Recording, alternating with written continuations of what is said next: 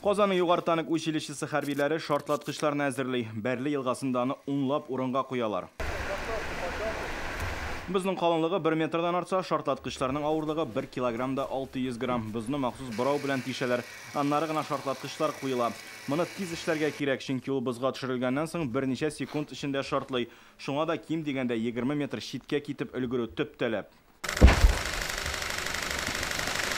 Свойство льда меняется, он становится рыхлым. Бызны шартлатканнан соң ул юкара, көпшәкләнә. Шуңа күрә суда күбрәк ага башлый. Беренче без кузгатулар уңышлы уза, хезмәткәрләр чираттагы җайланмаларны әзерли. Озакта үтми тагын шартлау тавышы яңгырый.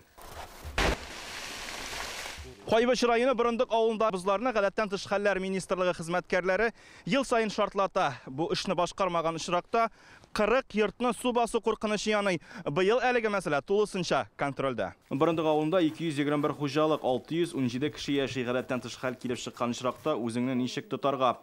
Бүген авыл халкына махсус белешмәлекләр тараттылар. Куркыта инде, ничек куркытмасын инде.